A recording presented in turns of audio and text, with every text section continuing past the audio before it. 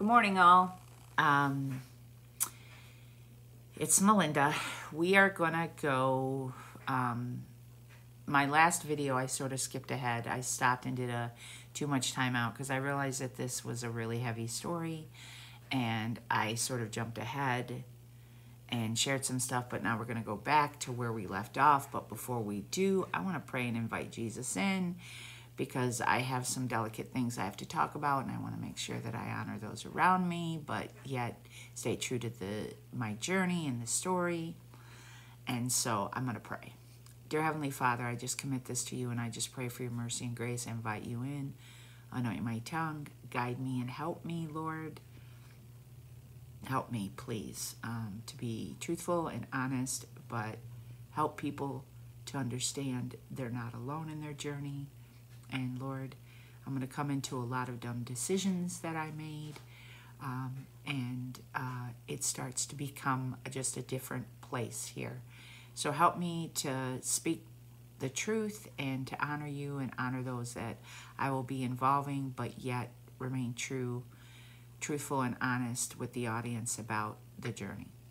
In Jesus' name, amen. And most of all, Lord, let me honor you in it.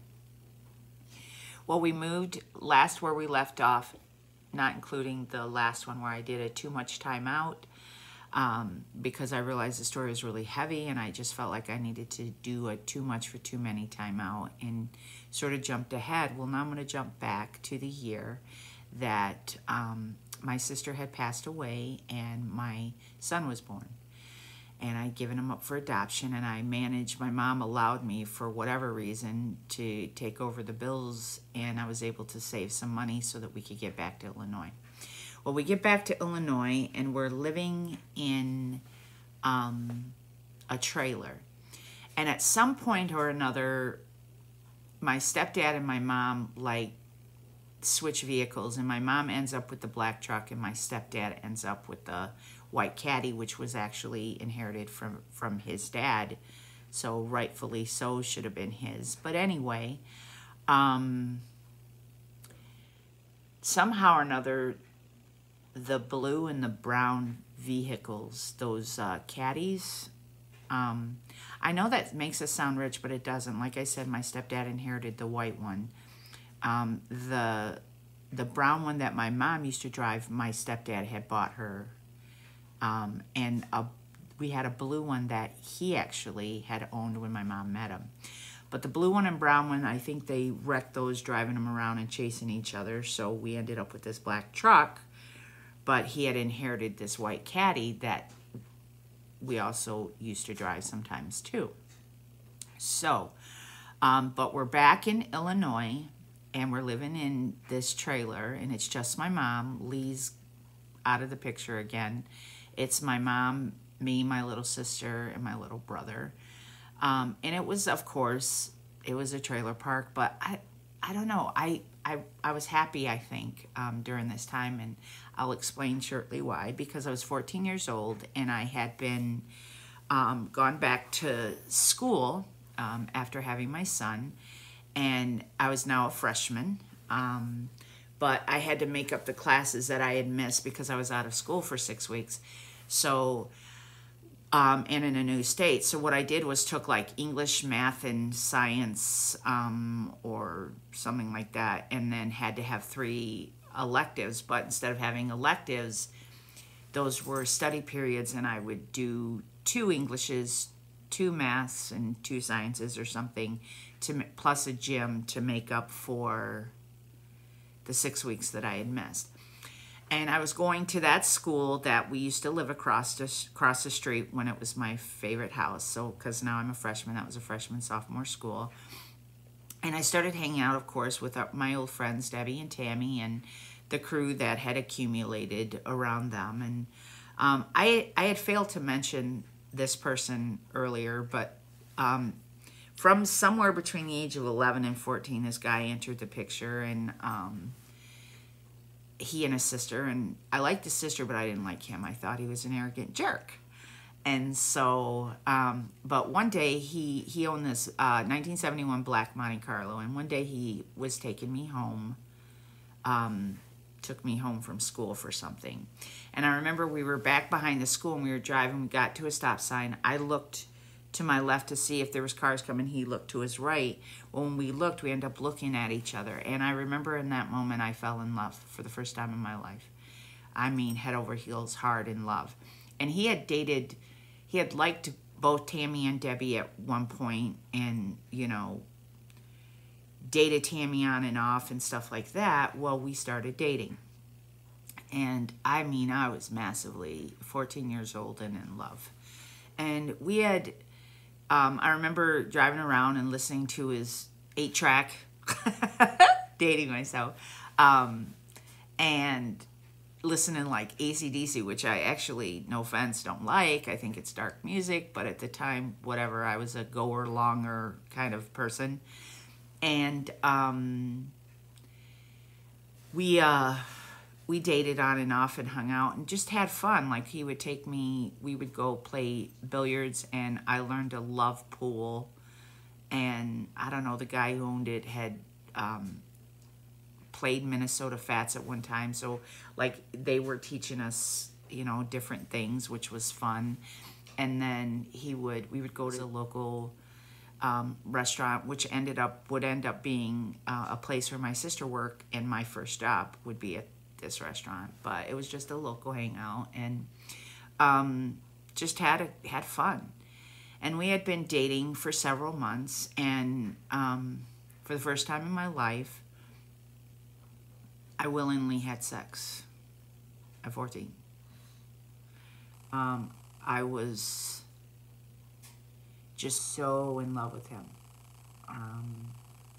And I'd willingly done it because that's what boys like to do. And what I didn't know at the time, and I would grow up to find out, is all those months that I had said no or didn't, he was sleeping with my friends anyway. It's funny now. It wasn't funny at the time. It's funny because that's how much of an idiot I was. I was just an idiot. But anyway, from there, we would move to these apartments. And Tony and I would, like, date and then break up, date and break up kind of thing. And we had moved into these apartments. And I remember it was his birthday. And I wanted to make him like a dinner, and I had made this like elaborate dinner, and like the food had gotten cold, or like I had made cornbread and it didn't raise or whatever. And at this point, like, I'm just devastated that it didn't turn out the way I want. And I remember him sort of complaining about it, and I remember covering my face, because I will do that. I've even done it here. When emotions get too much, I'll cover my face. That's another tick. And I just remember being devastated, and it was kind of a weird, awkward thing. I don't know, I remember that. And so you could tell, like, it was starting to become like not a healthy relationship. And so at this time, living in this apartment, Lee did come back again, and then my sister Judy had moved in, and my nephew Steven. So she had left Florida too, and now we were all living in this small apartment, 2-bedroom apartment. And I remember one time my mom decided she wanted to go to Detroit. And I loved it, because we used to take trips back and forth to Detroit all the time to see, you know, Penny and the kids. And I actually really rather enjoyed doing that. I really did. But this particular time, there was something in me that said, don't go. Don't go. So I didn't go. I told my mom, I'm like, and I'm 14, I'm like, I'm just going to stay home. And so she and Lee and my little brother and little sister went to Detroit. and they're in the black truck. And for whatever reason, like I said, I knew that I wasn't supposed to go. I really wanted to go, but I didn't. And what I realized is that maybe, just maybe, this was the first time that I was actually beginning to hear the voice of God. And I'll tell you why. Because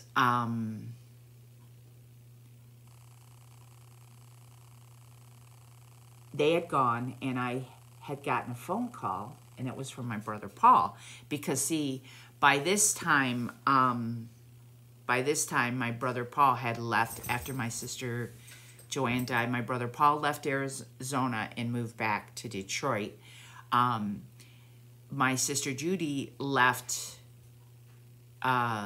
Florida after and moved back to Loves Park, where we were. So Pauline stayed down in Arizona, and I think Lee did for a while, but then he came back up here. But Paul was in Detroit, so my mom was going to go visit my brother and visit her friends. And I wanted to go, and we took trips all the time, but I didn't go this time. And I feel like it was the first time that I heard the Holy Spirit, and so I didn't go. Well, I get a phone call, or Judy got the phone call maybe, from our brother Paul. And apparently my mom was drinking and driving. She pulled out that fifth of whiskey that she used to, always kept a fifth of whiskey under the thing when she traveled, under the seat. Started drinking, rolled the truck. Not 1, not 2, not 3, not 4, but I think 6 or 8 times she rolled the truck. They were all in the hospital. When she rolled the truck, she had taken the steering wheel, had compressed her up against, she actually didn't have her seatbelt on, it pressed her up against the back of the seat and sort of kept her safe when she rolled, but it did break her ribs. My stepdad was, broke his neck, had to wear the halo for a long time. Lost a bunch of weight, because when they finally were able to come home, he had the halo on, and he wasn't heavy, but he had a gut, but he had shrunk down a lot because he just didn't eat. And then my little brother and little sister were in the back where my mom kept that mattress I told you about, and apparently they were thrown clear. And my sister, she messed up her knee, and then one of them messed up their knee and one of them broke their nose. But for the most part, they were safe, which is a miracle. And I feel like had I gone, I might have died that day. But when I found out that she had gotten in a car accident, drinking and driving, there was a bunch of beer in the fridge. And I remember I pulled out all that beer and I walked outside, and we had there was this little forest in between us and whatever was on the other side of that, which I think was in retirement center or whatever. But I took that beer and I just whipped it, and threw it all into this forest thing, this, wooded area next to these apartments. Threw it all in there. Now, I ran a risk of pissing my mom off, because there was a few times that we tried to do that, and we always got caught and got the crap beat out of us, trying to put water in her whiskey so she would stop getting drunk. But she would figure it out. Anyway, eventually, like I said, they came home, and my stepdad had to wear this halo, and it was hard. It started to affect me. And remember I told you that when my son was born, I had gotten anorexia. Well, at this point, it was pretty bad. It's pretty bad. I was getting thinner and thinner and thinner. And I was eating 3 apples a day. I would eat 1 in the morning, 1 in the afternoon, and 1 for dinner. And it was one of these times I was talking to Shirley, and she shared, with me about the dangers of having an eating disorder and what I was doing to my body. And as much as I appreciated it, and loved her for loving me, I didn't listen. And yeah, it was not good. And it was around this time that I remember the first time that my boyfriend had given me a beer, and I had like a half a beer, and I was schnockered. And so I drank for the first time. And I remember sort of going from that step to taking Dexatrim. Remember Dexatrim? The caffeine pills. I ended up started taking them, but it wasn't like I took one. Like I remember at my highest, I took 8 in one day. Yeah. Doing a lot of damage to my body. Okay, and at some point, you know, when my mom got back from that accident and stuff, you know, as I said, my anorexia was getting bad. Tony and I split up at some point, and on and off many times, but I had started dating this guy, and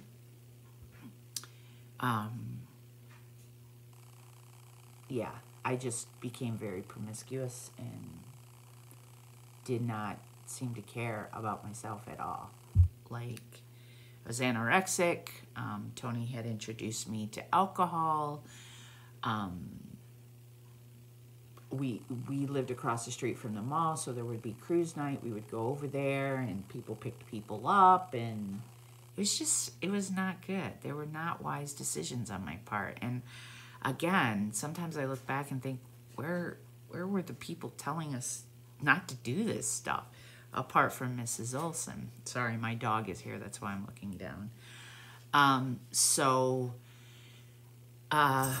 But eventually, Tony and I get back together. I find out that, you know, the guy that I had started dating actually cheated on me.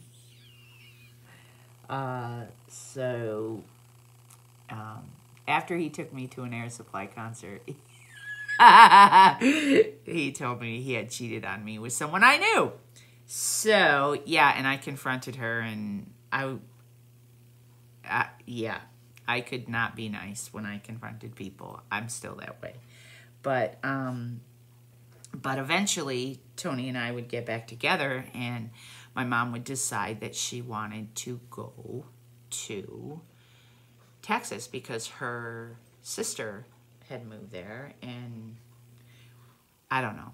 I think that was why, I'm not sure. But I didn't want to go to Texas. So Tony's mom graciously let me live with them while they were in Texas.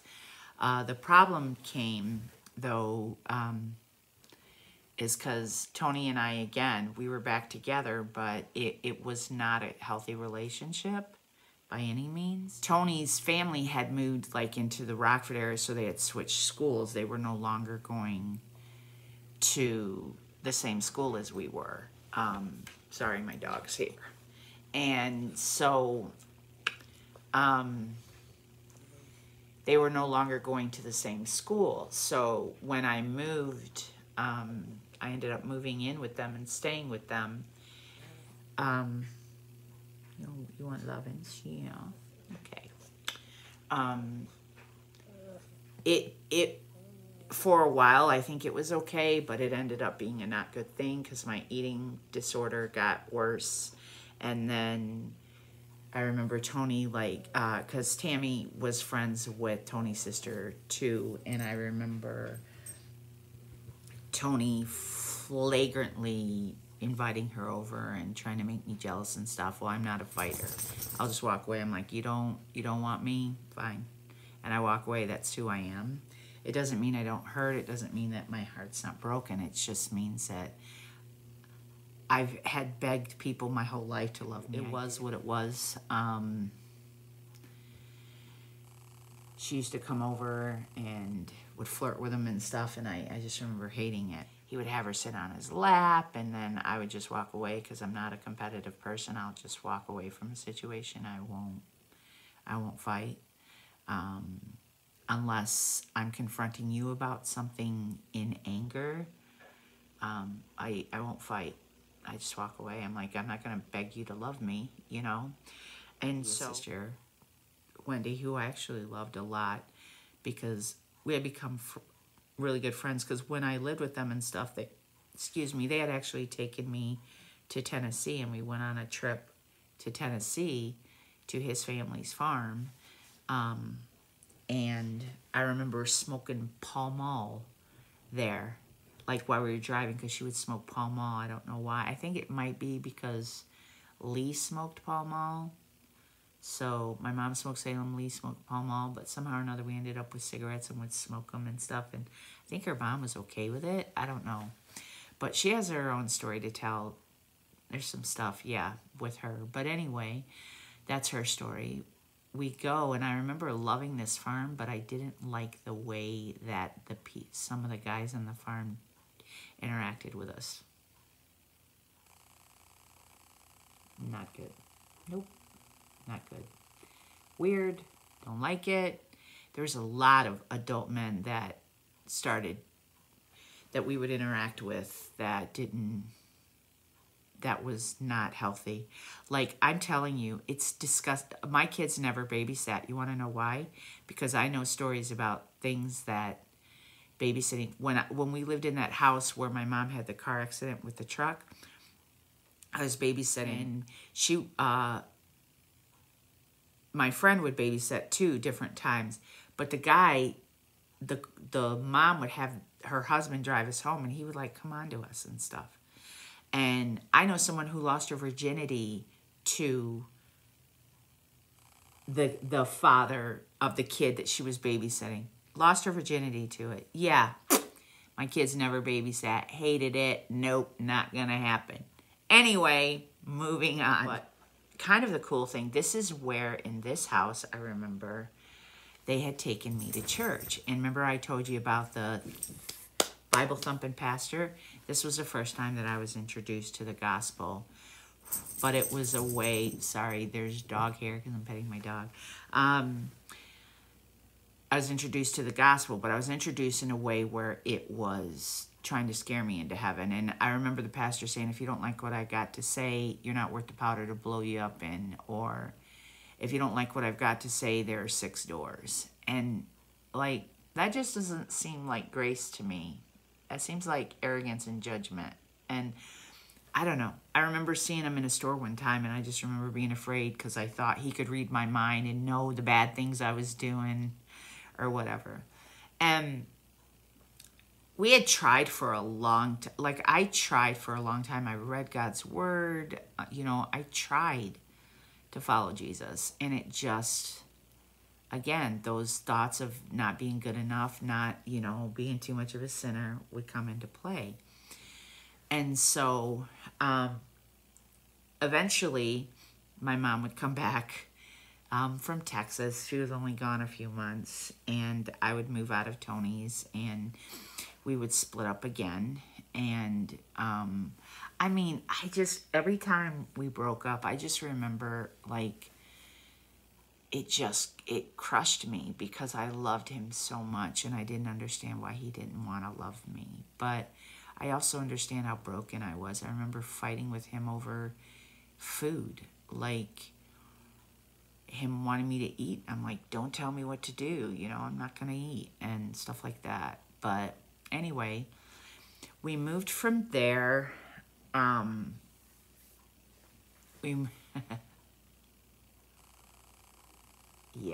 We moved from there to a house on Randy Road. And this house on Randy Road, you guys, was a terrible house. I was so ashamed and so embarrassed when I would walk home from school. Because, by the way, I just walked everywhere. Walked. We were walking fiends, man. Walked everywhere. If we would go skating, there's a place called The Tree. We would walk to the tree. And we're talking like a mile or 2 from wherever we happened to be living at the time. And so if we could scrape up enough money to go. But anyway, which I'll tell you a funny story about that later. Involving my cousins, kind of funny. Hopefully I remember to tell you. But we go to this house on Randy Road, and I just remember it being, I hated it. And at this point, my sister Judy had moved with us into Randy Road. She had her boyfriend in tow, which was this gigantic Italian dude named Tony, a different Tony than my Tony. My sister Pauline had moved back up here because she had separated or split up from her husband, so she had moved up here. So it was, and Paul was still in Detroit, but it was now my mom, me, my little brother, my little sister, my sister Judy, her boyfriend Tony, and my sister Pauline all in this house.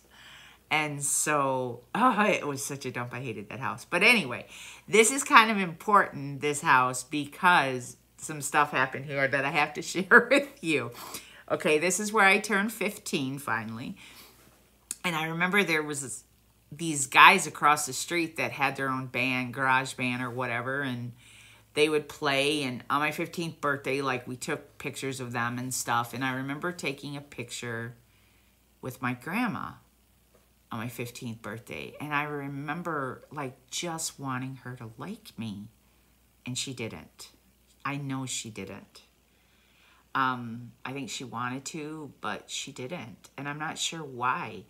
I would realize later that the reason my mom had such a problem with me is because I reminded her of my dad. And I don't know if that's what it was. When people looked at me, they could see my dad, you know, and it made them angry because my dad died. I don't know. I really don't. Because my mom, when she would get mad, she would call me Cooper. It was always my last name. Okay, Cooper, referencing my dad. And so, but anyway, this house in Randy Road, life is so funny, you guys, seriously. Okay. Okay, I turned 15, so now I'm a sophomore. And I remember, like I said, we walked around, and I remember there was some guy, I don't know, had a like really cool blue car and stuff, and he had asked me out on a date, and he was coming there. But I have this thing, I panic at obligation. I just don't like that feeling. I don't like to put it on other people. I don't want them to feel obligated, but I also don't want to feel obligated. I just get really weird. Apart from my family, you know, it's fine that I have obligations, but I don't like feeling forced. And probably from the abuse, because we were forced to do things that we didn't want to do, that I just get like this. Well, this boy wanted to take me out on a date, and I like leave this message, I don't know, on envelopes or something, and I leave. And I'm walking down North 2nd, and sure enough, here he comes, and he pulls up, and he's like, and North 2nd's a 4-lane thing too. There's like 2 lanes each way, and he's like, get in the car. And I do. What an idiot. I don't know. I get in the car, but he had taken me back home, and I realized, like, you can see where he had this is significant because this isn't the last time that I will have done this. I don't know what's wrong with me. But he had the note, he had thrown it all over the yard and stuff. And I say that because later it will be significant because I do that same thing again. I'm like, sure, good idea. Obligation, wait a minute. Anyway, I was still at this time too, I was just still so in love with Tony. And I remember one time being at my grandma's, and I remember being on my knees, and I remember begging God to bring Tony back to me, just pleading and begging in front of my grandmother, please, Jesus, like, I just wanted to be loved so bad that I would have compromised anything for him. And it's funny because it was, looking back, I just want to smack my 15-year-old self and go, you're an idiot. Like, he didn't love you. You were used and manipulated, you know, stop. I mean, even like, and he would come back in my life later. And this is funny because he would come back in and out of my life in as far as dating, and then in a really unusual way as an adult, which is a hilarious story.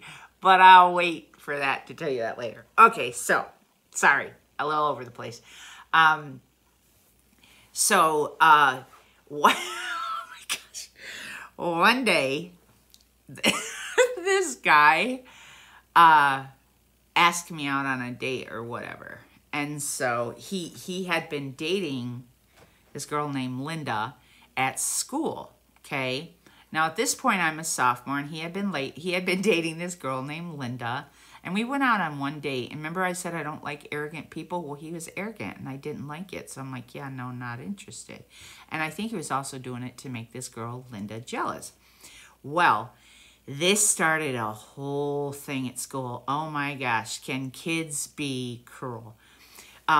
My best friend, Debbie, I told you, lived across the street, and her brother. So sometimes we would go over there and we would have lunch at his house. Well, they started this thing that we were going over there to have sex, which wasn't true.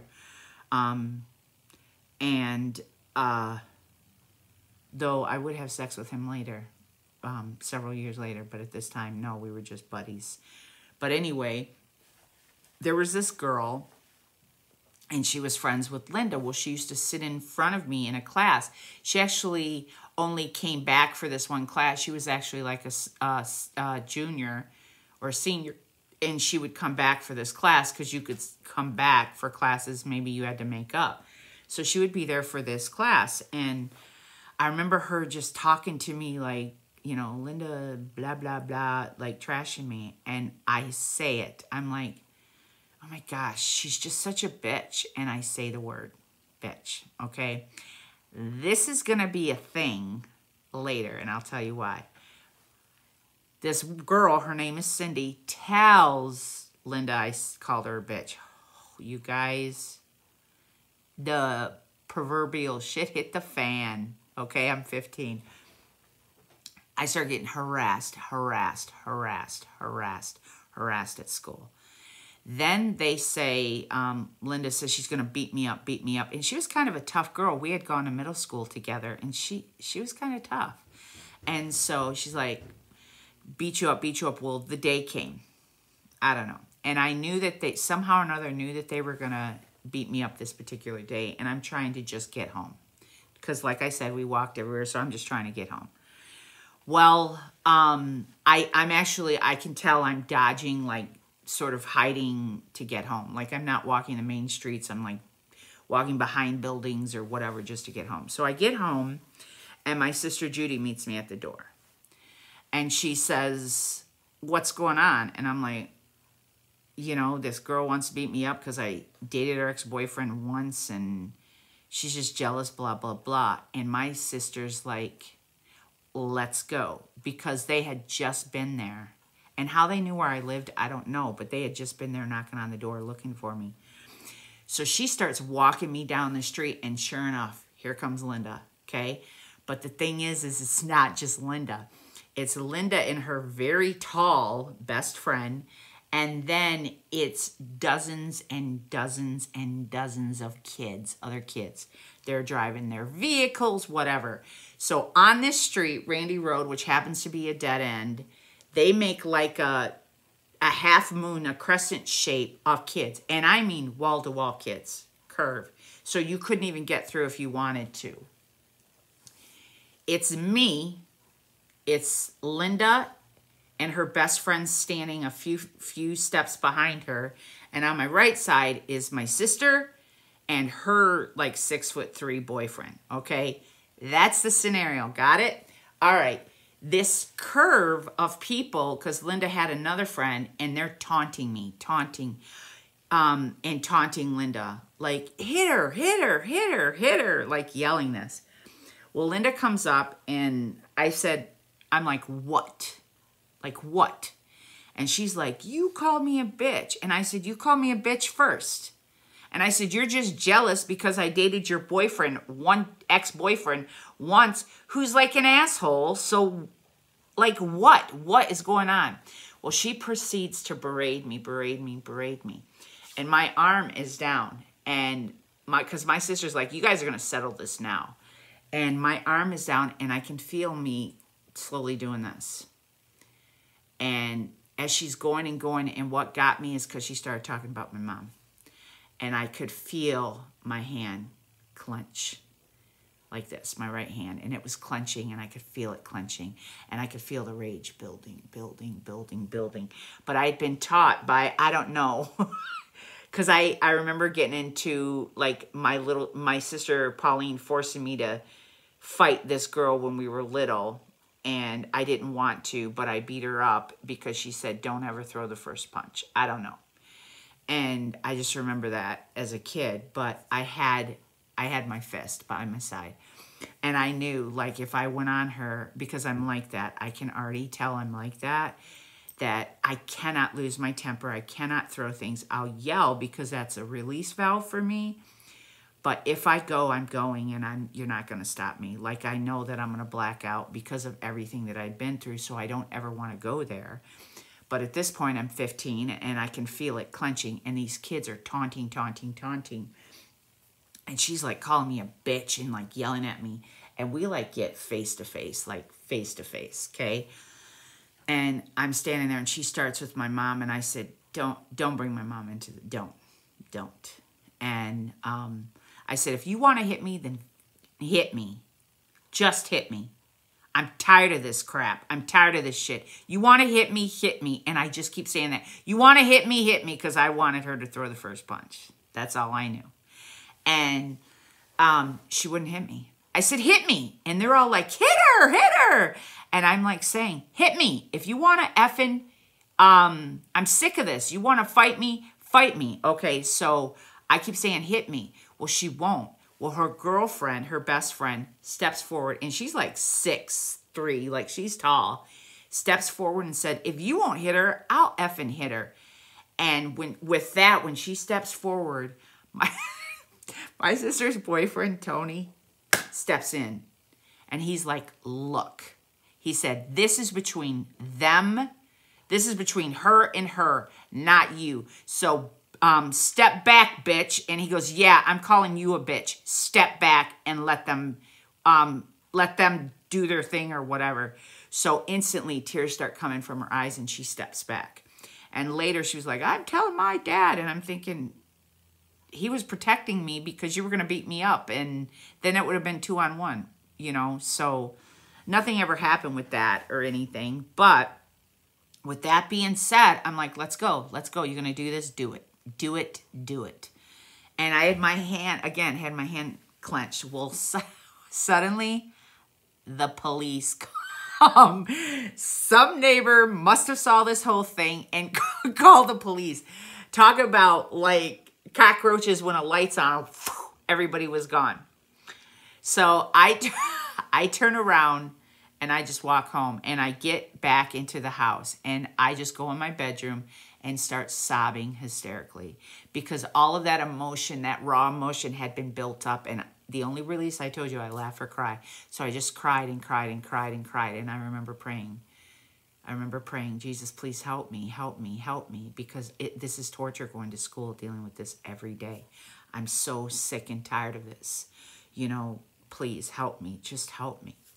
So I don't know if it was the next day or the day after that, but it was within like 3 days. I go to school, and I'm typing, and students took attendance. They would go, and there was like this little pocket, and the teachers would take attendance, put that in there, in this pocket in the hallway, and then the kids would come and pull it out. Well, I'm sitting there, and suddenly I see Linda. She's standing there, and I turn and look, and she's like this. And I was like, really? And she's like, so I'm like, okay. So I go out there. She apologizes to me and said she was jealous and that her boyfriend was a jerk and she was sorry. And that was it. We were friends from that point. Not like besties, but she never bothered me again. All those people who were yelling at me. One of them was really good friends with my friend Trina, I told you about earlier. So I ended up seeing her later, and she was fine with me and stuff.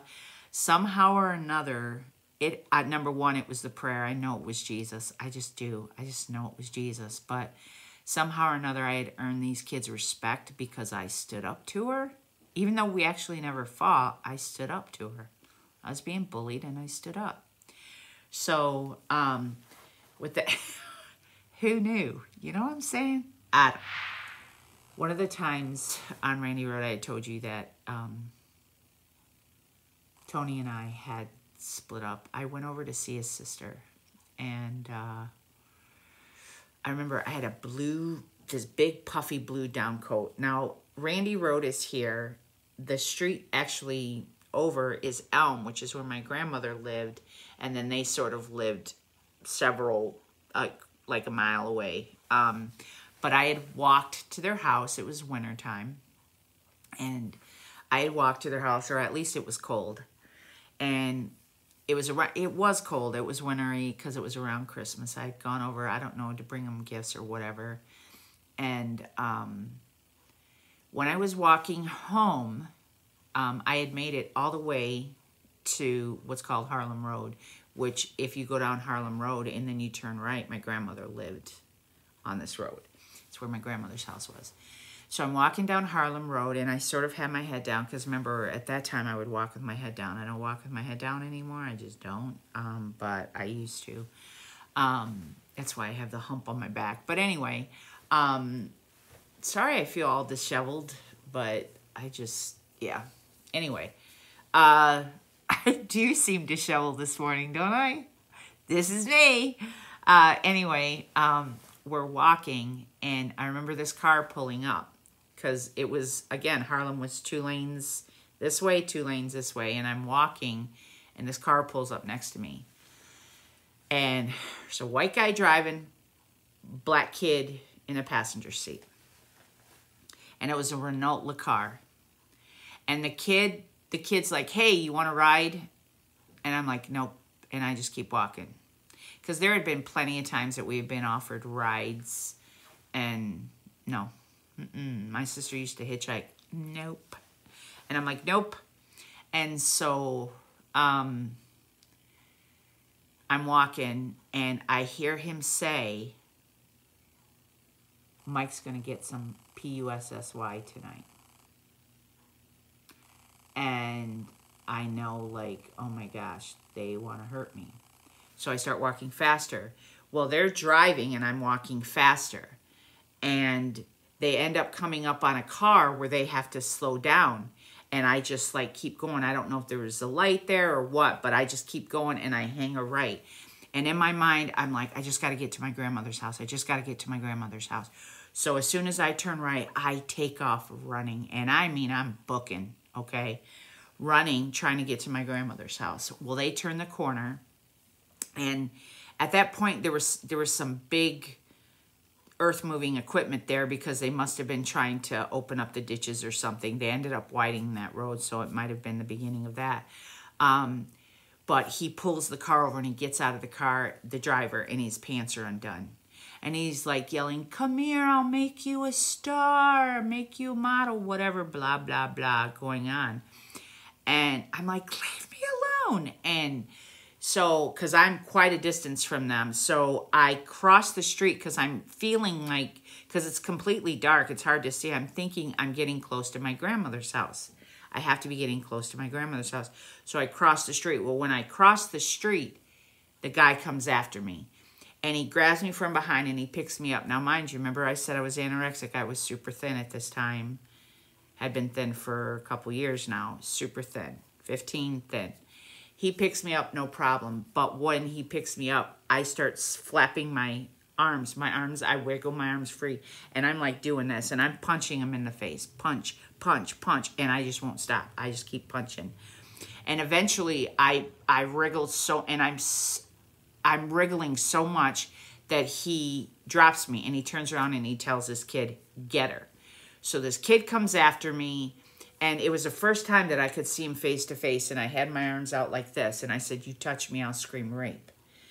And he's like, shh, you know, because I had been screaming this whole time, but I'm like, just leave me alone, leave me alone. Well, I start screaming rape, And he's like, shh. And I'm like, rape, rape, and screaming. And I had been screaming the whole time, but this specifically starts screaming rape because I had been screaming help, I think, before that.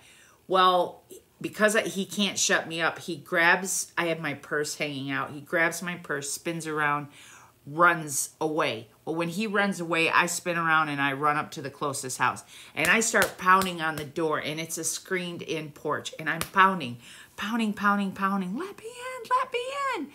And the door opens up because it's screened in, and then the main house door opens up. A woman walks out, looks at me, and I'm like hysterical, like, and telling them, these guys, help me, please, please help me, help me. She looks at me, an older woman, and says, it's none of my business. Turns around, walks back in the house, and shuts the door.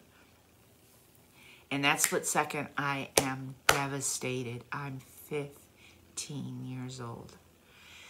And like just seconds later, the door opens up and I heard there's a man, and he's like, be quiet, woman, or something like that to her, because she must have been telling him, don't. He comes out, opens up the screen door, lets me in, sits me down, calms me down, asks me if I want to call the police. I'm like, I'm really close to my grandma's house. Can you just get me to my grandma's house? So he walks me. I was 2 houses away from my grandmother's. 2 houses. Because what's funny is this guy would see him later because we had fields behind my grandmother's house because we used to frolic and play through these fields when they were like high grass fields that nobody mowed. Eventually they would put in a baseball diamond there that we would play in and have a good time with, but there was also still open field back there, and this guy would walk this circle path behind his house. That's how he exercised, and I would wave to him all the time.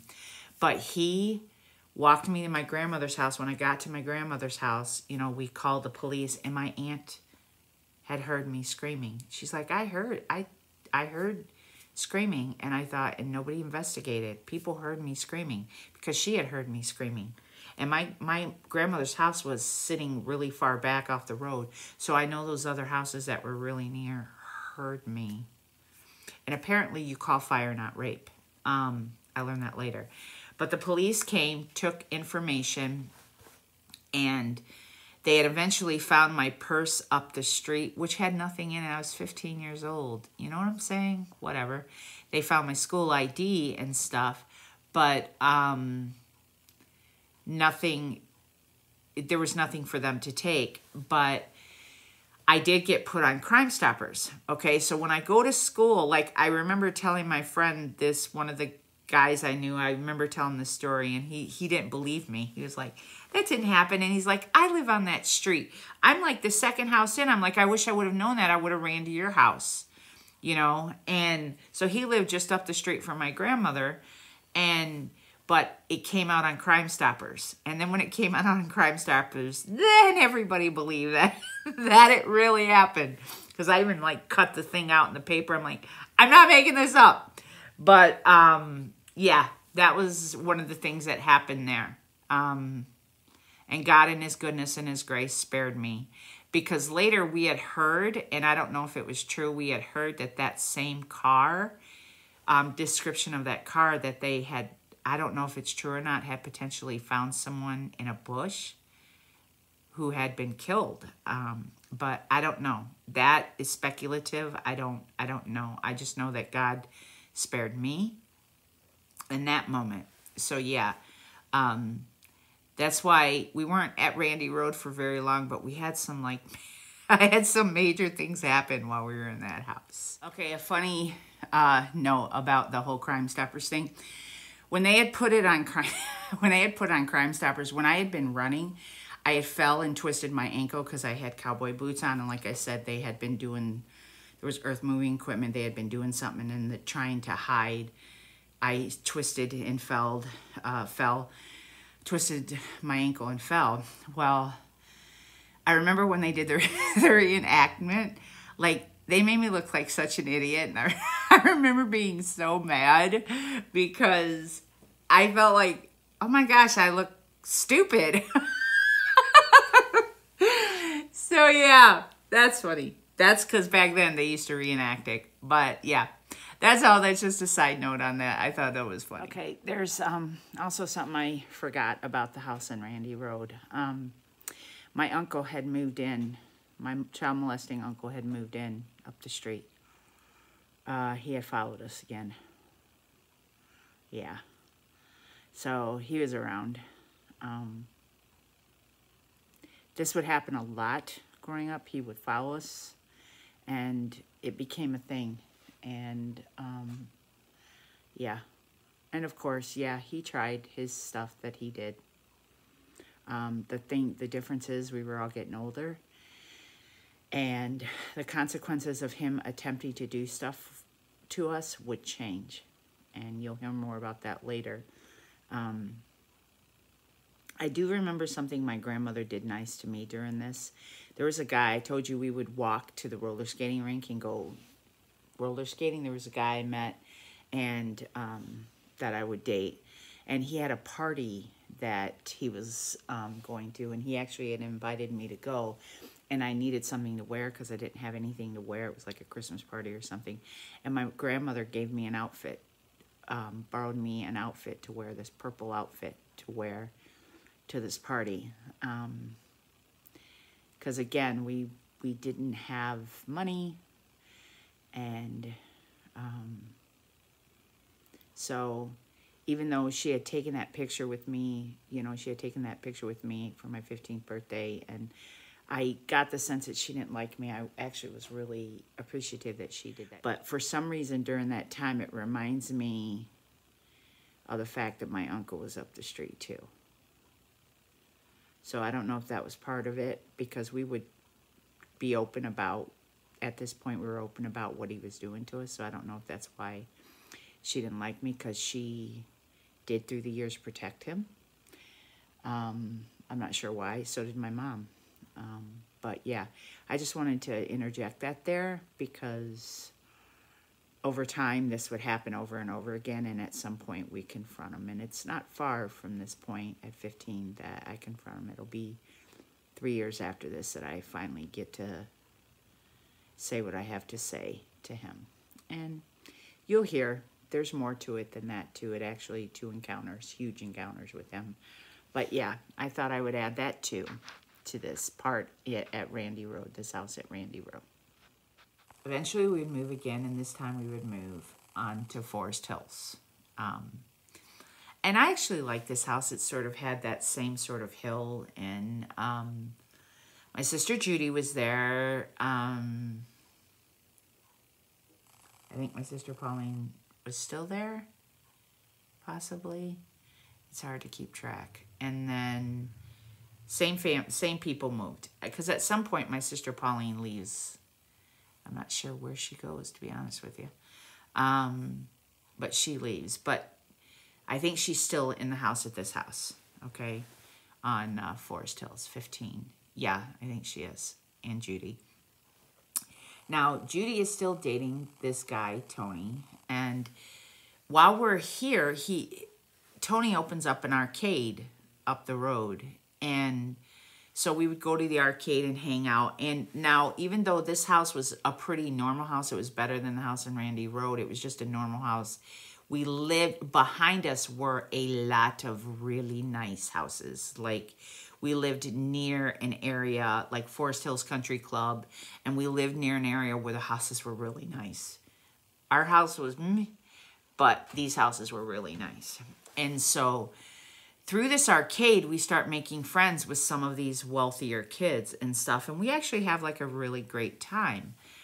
And my sister Judy at this point had started working. She was a waitress and stuff like that, and she found favor with the owner, who was always really kind to her, and also liked her because of she was dating an Italian, and he had a name that is connected to the mob, and he wasn't in the mob, but he had a name connected. His grandfather, I think it was his grandfather, was like a big wig in the mob, so he himself wasn't, but so Judy earned favor just by who she was dating.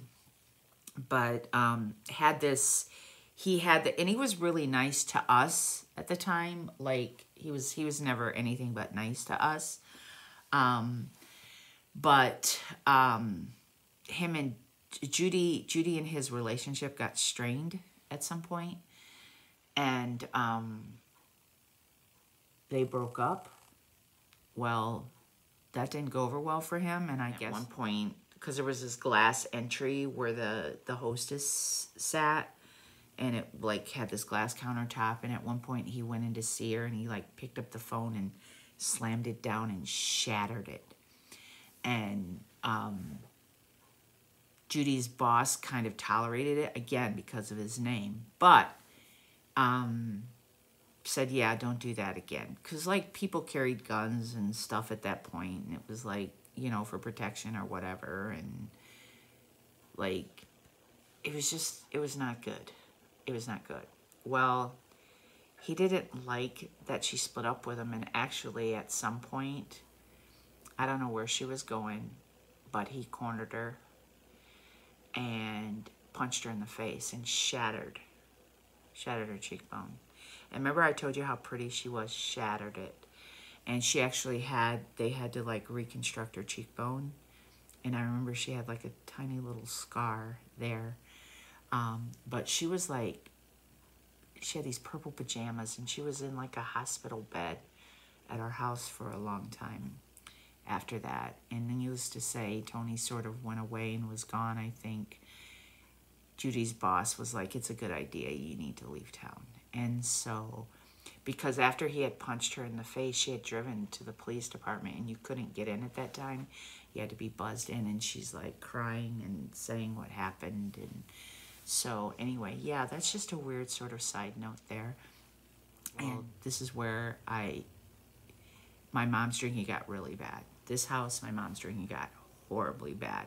And there was this boy at school, and he wanted to go on a date. And I remember my mom, she just had full lipped out, like to the point that like she was throwing furniture, and she had furniture pinned up against the kitchen door, and you couldn't even open the door. You could open it maybe that much.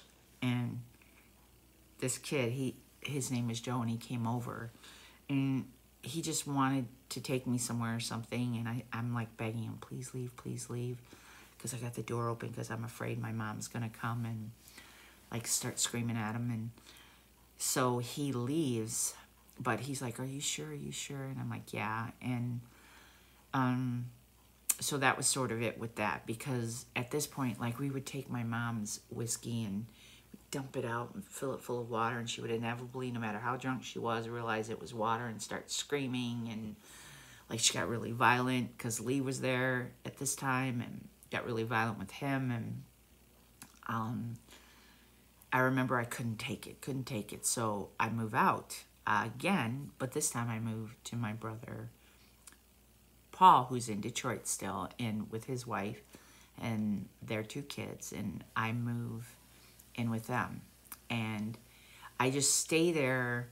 I babysit for them and clean the house and stuff, but they would pay me a specific amount a week, and it was just enough to buy a carton of cigarettes. Now, why I started smoking, who knows, but I did. Dumb, Marlboro. That's a plug for Marlboro, not, but anyway, that's what I smoked then. So apparently, you know, I decided smoking was a good idea. On top of, I was already starting to drink on and off. And so, dumb decision. But anyway, while there, just before I'd left, I don't know, Tony and I somehow or another got connected back together.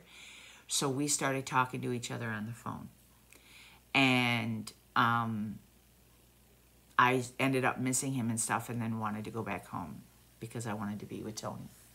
Well, I get back home, and when I get back home, I find out that girl that I went to school with had moved in with us.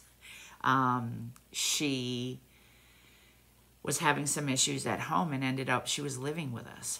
So that's what I came back home to. Well, Tony and I were dating. And, like, and it, again, it was fun. And I remember one time us being in a parking lot and him yelling that he loved me. And I remember going to, you know, Great America with him and a mutual friend and her girl, his girlfriend, and stuff like that. And I just remember, you know, things were good for a little while. But then I found out that he was doing stuff with the girl that I lived with, just like he had done stuff with our old friend. And so that was sort of that. That was over again. And then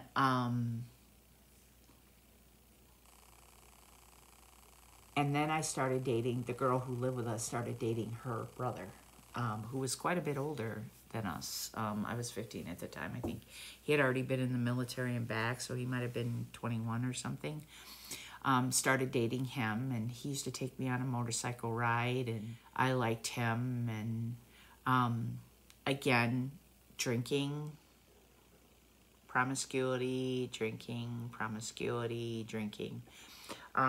One time, true story, and it was, what the heck were we thinking? It was rum, 151 proof, I had drank one time.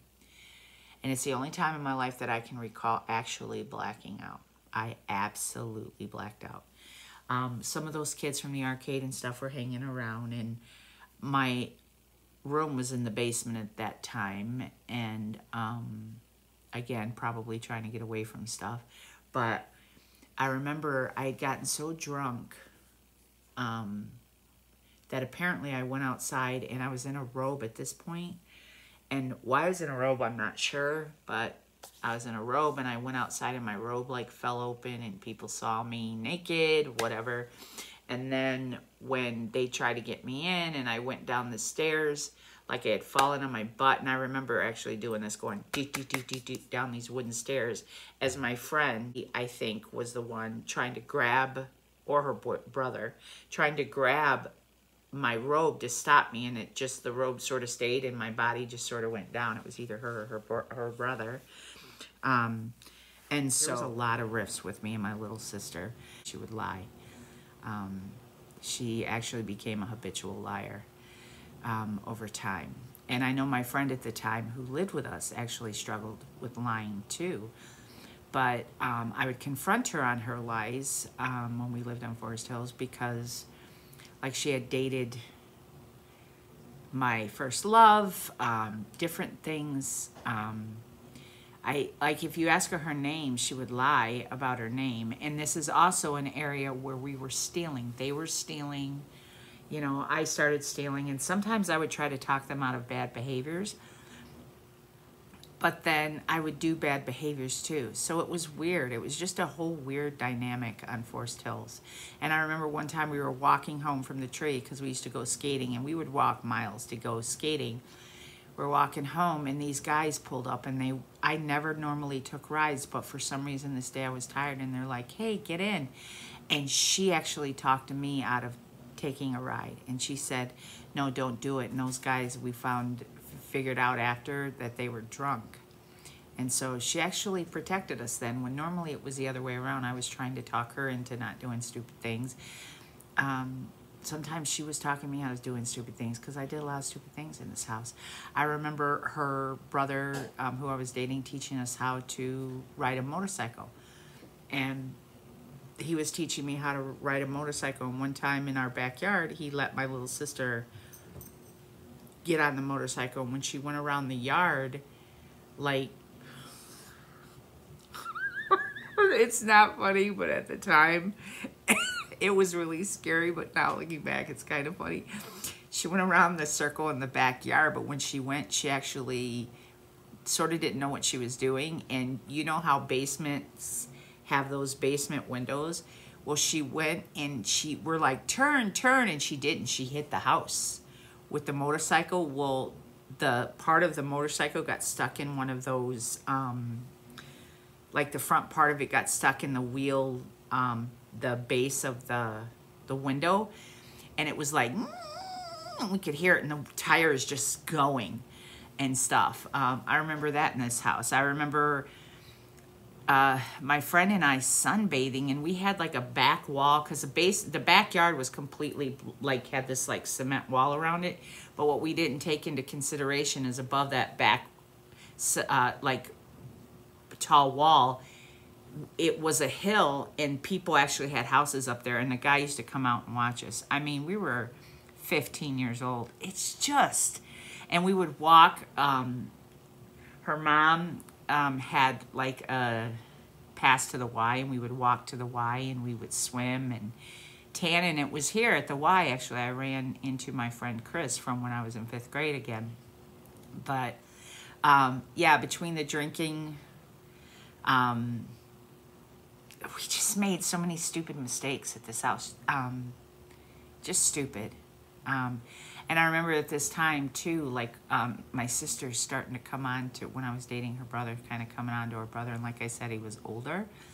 I was only 15. I think he was 21, 22. But eventually we would split up, and he would start dating other people. And so, I mean, I was just a kid. And the reason we split up, I don't want to talk about it. I don't want to talk about it. That's one of those things that I'm just, nope, not going to talk about it. Yeah, it was a bad scene, really bad scene. Involved me drinking again, and so, yeah, I won't talk about it. Again, like, there was just not a lot of supervision over us. Not a lot of supervision at all. Weird stuff. I don't know. So, anyway, that's some of the things that happened in that house on Forest Hills that I forgot to mention. Okay, and from the house on Forest Hills, we moved to this tiny little apartment. And in this apartment is actually where I would start working, where my sister worked. I was a dishwasher, and I would work from 5 o'clock in the afternoon until 3 o'clock in the morning. And so I was still going to school at the time, but because I was 15. But this house, again, it was my mom, me, my little brother and sister, my sister Judy, and my nephew Stephen. It was pretty uneventful there, save a few things. One, this is the place where my mom would be diagnosed with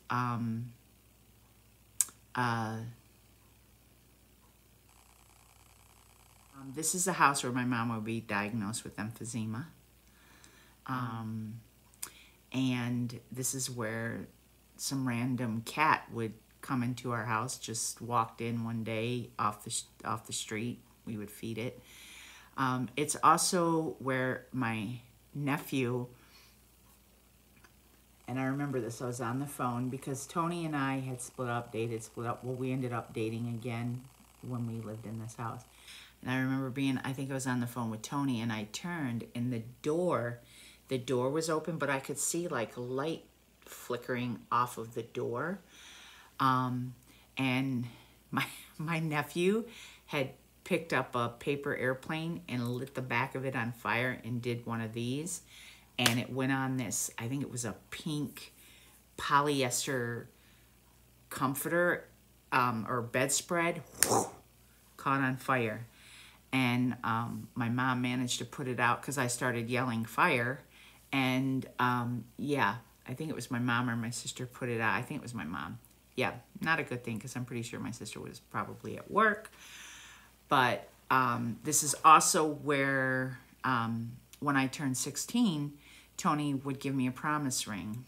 And he also took me to a hotel or motel way out in, I mean, miles and miles and miles from where we lived. And when we were out, like, why? Where were the adults? Like, what is happening? But I remember him taking me out there, and we're talking miles. Like, it was like New Milford. So it was like 3 miles just from downtown Rockford, and we lived like miles from downtown Rockford in Loves Park. Well, he took me there, and something was weird about his battery in his car. And so he's like, hey, I got to go out. I'm going to plug in my battery to charge my battery while we're here. Well, he did that, and he went back out to check on it, and it blew up in his face. And we had to, he couldn't see. Like, we washed his eyes out and stuff. We had to walk those 3 miles on a busy highway. We had to walk those 3 miles to get to a phone. Because I don't know if the hotel didn't have phones. I don't know, but we had to walk 3 miles just to get to a place where we can make a phone call to call someone to come get us, to take him to the doctor and stuff like that. Sorry about that. You're going to see that I'm in different clothes and stuff and a little more tattered. So a lot of time has passed since I was videotaping the last thing.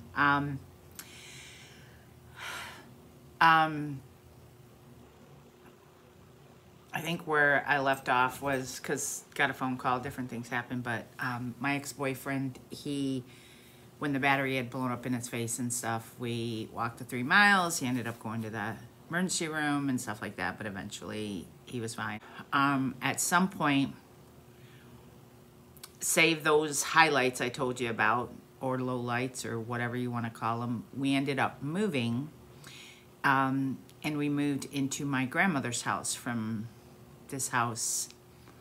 The house was actually on Maple and Venus, but I'm gonna save my grandmother's house and go forward from there.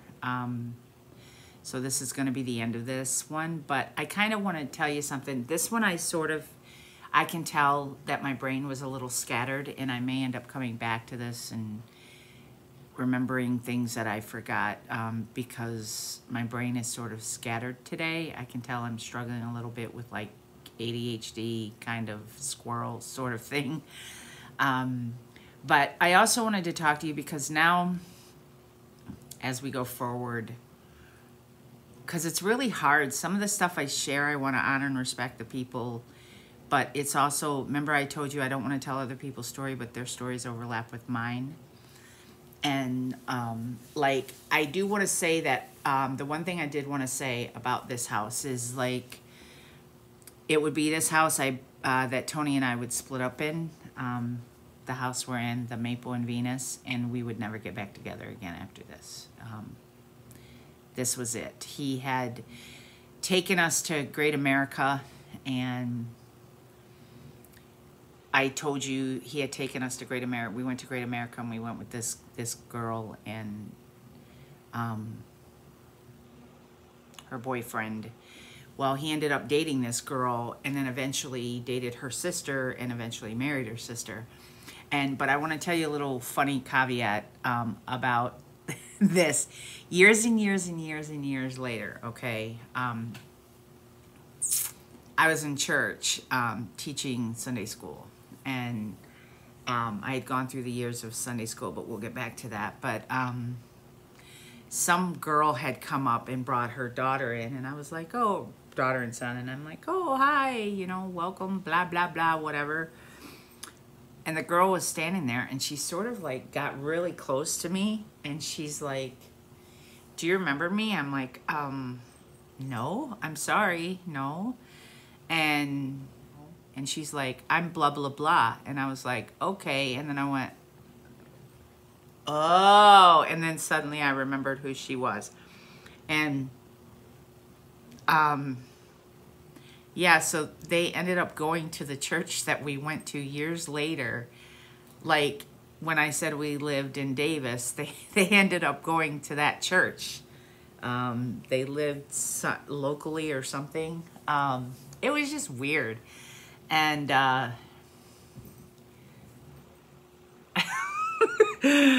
side note, okay, you remember when I told you when I told you our old pastor had asked me about to quit baseball and stuff like that?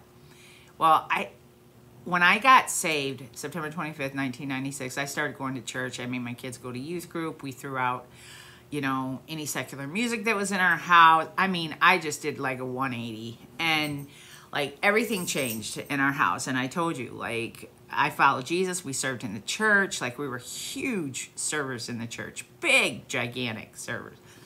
Well, I was going through teaching Sunday school, and like I said, that his wife, my ex-boyfriend, the one my first love's wife, had come, and they were going to this church suddenly.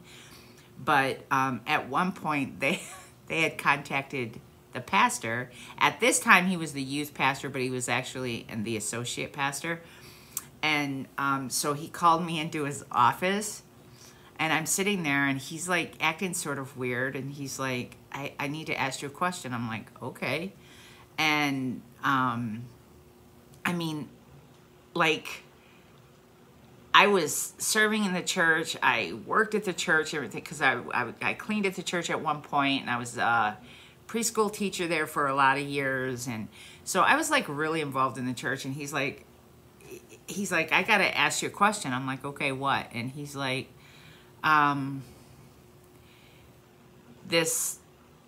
the wife of this guy came into our office, and he said they're getting prank phone calls and stuff, and they think it's you and stalking her husband. And I was like, what? And I was like, okay, I got 2 words. Because at that time it had just started. I got 2 words: caller ID.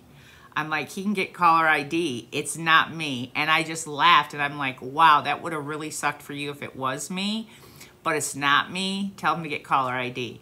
And that's actually how a friendship sort of developed with our associate slash youth pastor at the time. Funny story though. And I legitimately though, on their part, I will say I had run into my first love a couple of times after he was married to her, and like we talked to him and stuff like that. So they legitimately had a reason for thinking it was me, but genuinely, authentically, I had zero interest. I had interest in Jesus. Once I got saved, it was Jesus. So again, except for those 6 months I told you guys about, but that was it. So it was, that's a side note on that. But yeah, after we left that house or that apartment on Maple and Venus, that was it. No more getting back together and breaking up with my first love. So with that, I'm going to end here, and we're going to move on to moving into my grandmother's house. And that's kind of where a lot of stuff, I'm 16 at this point. A lot of stuff happens there. So that's going to probably be a section of its own. Then we're going to start getting into when I'm older, and I'm walking a delicate balance because some of the people that I have to talk about are still in our lives, and there will be toxic relationships and stuff like that. So again, I may be talking coded, and I may be stammery or awkward, but I'm praying that the Lord will give me grace and help me to be able to tell the story accurately, but in a way where I'm not crossing boundaries. So with that being said, I'm going to go attempt to edit this absolute complete mess that I kept starting and stopping on this set of video.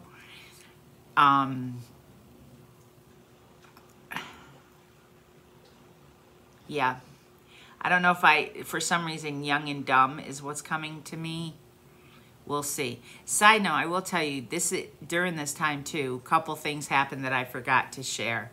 Remember I told you my stepdad got the Cadillac, the white Cadillac. When we lived on the house on Forest Hills, I just made some dumb mistakes. At one point, we wanted candy or something, and my friend I told you had moved in with our family at this point.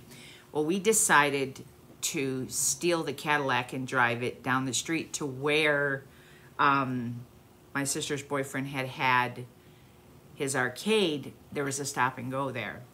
And so I decided to drive the Cadillac there, but I went through a giant puddle, and because I still didn't have my license. I was still 15 at this time.